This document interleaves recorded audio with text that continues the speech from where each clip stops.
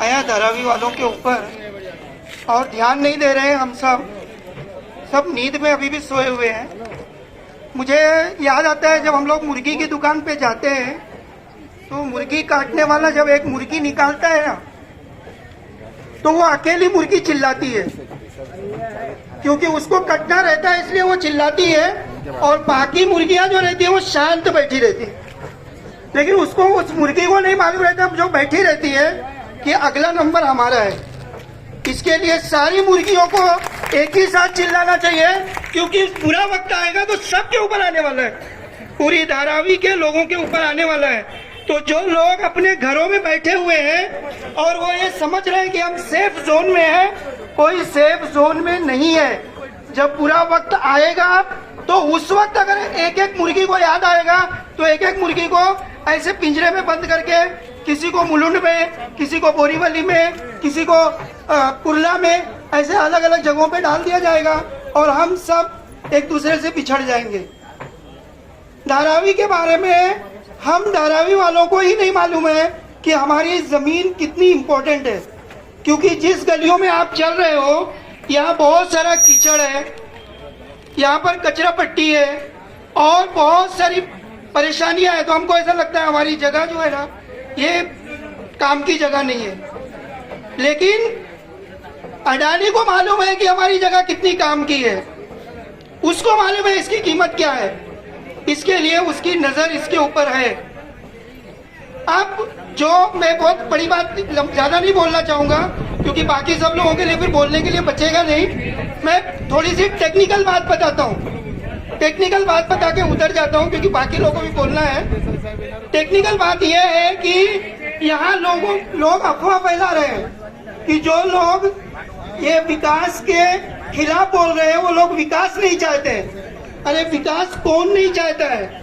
हर कोई चाहता है कि मेरा बढ़िया घर हो, घर में लैट्रिन बाथरूम हो और साफ सुथरी सड़कें हो, साफ सुथरी गलियां हो। कौन नहीं चाहेगा? हर कोई चाहता है कि हो। लेकिन यहाँ विकास के नाम पे जो हमारे साथ धोखा हो रहा है वो नहीं होना चाहिए। अभी यहाँ विकास करने की बात की जा रही है, लोग आ रहे हैं, सर्वे कर रहे हैं, कागज मांग रहे हैं, लेकिन किसी को ये पता नहीं है कि क्या होने वाला है। मैंने उस दिन वकील साहब से पीडीएफ लिया कि अडानी साहब जो डेवलप करने वाले हैं उसका प्लान क्या है। तो वकील साहब ने मुझे उस दिन पीडीएफ दिया तो मैंने उसको पढ़ा। तो जिन लोगों ने भी पढ़ा होगा या जो लोग पढ़ना चाहते हैं वो पीडीएफ जाके ले लें। पीडीएफ पर पेज नंबर 125 का पहला पैराग्राफ और पेज नंबर 131 का आखिरी पैराग्राफ, उसका रेफरेंस देके मैं बता रहा हूँ आपको। पहले पैराग्राफ 125 के पहला पैराग्राफ में लिखा है कि 2004 में ये झोपड़पट्टी जो सुधारने का एक्ट आया था, उस एक्ट के हिसाब से सरकार ने 1995 को माना था कि जो लोगों का झोपड़ा 1995 तक सारे प्रूफ हैं उनको मकान दिया जाएगा। लेकिन 2007 में एक नया एक्ट आया कि धारावी को वाइटल प्रोजेक्ट के तौर पर लॉन्च किया जा रहा है। अभी वाइटल प्रोजेक्ट कहने वाले उनको शायद खुद नहीं मालूम है कि वाइटल प्रोजेक्ट किसको बोलते हैं। वो लिखते हैं कि धारावी वाइटल प्रोजेक्ट है और वाइटल प्रोजेक्ट में उनको खुद नहीं मालूम है इसका मीनिंग क्या है।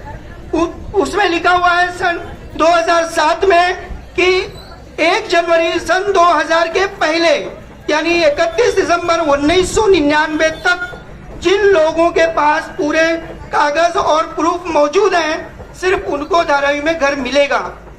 जो लोग कहते हैं ना कि मतलब लोग अफवाह फैला रहे हैं, मैं उनको बोलता हूं कि वो जो अडानी ने जो बुक निकाली है जिसमें उसका प्रोजेक्ट है उसमें पेज नंबर 125 का पहला ग्राफ जाकर पहला पैराग्राफ पढ़ लें और पेज नंबर 131 के आखिरी पैराग्राफ पे लिखा है कि जो लोग नॉन एलिजिबल होंगे, नॉन एलिजिबल का मतलब ये हुआ कि जिनका प्रूफ सन 2000 यानी 1 जनवरी सन 2000 के बाद है, वो भी 31 दिसंबर सन 2010 तक उनको कहा गया है कि धारावी से बाहर 10 किलोमीटर की रेडियस में घर दिया जाएगा, वो भी घर भाड़े पे दिया जाएगा।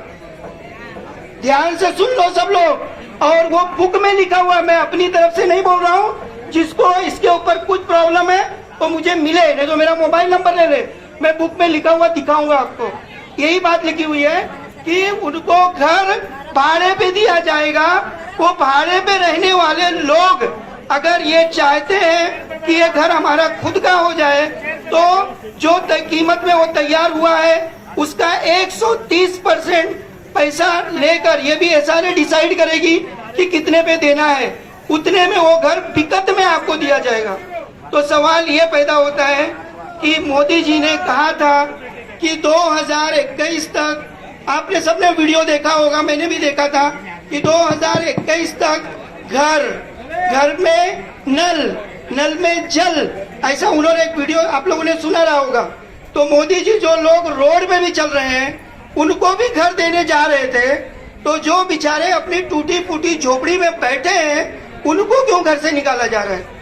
अब ये डेवलप करने के लिए ये सोचा जा रहा है कि धारावी के कुछ जागरूक लोग उठे, उनको लगा था कि धारावी में सब सो रहे हैं, कोई पढ़ा लिखा नहीं है, उनको नहीं मालूम है वकील है, डॉक्टर है, इंजीनियर है, पॉलिटिशियन है, उनको नहीं शायद मालूम था। तो लोगों ने जब धारावी वालों को जागरूक किया और धारावी में जब मुखालिफत शुरू हुई तो उन्होंने रोड पर बोर्ड लगा दिया कि हम ये जो धारावी प्रोजेक्ट हो रहा है इसके अंदर हम लोग यहाँ के बच्चों को नौकरी देंगे। यहाँ के बच्चों को नौकरी देने का मतलब ये है कि अगर आपके मोहल्ले में कोई थोड़ा दादा टाइप का है, थोड़ा शाना है, कोई किसी जगह का प्रमुख है, कोई पॉलिटिकल इन्फ्लुएंसर है, कोई दलाल है, तो उसको नौकरी के नाम पर कुछ पैसे महीने में दिए जाएंगे और वो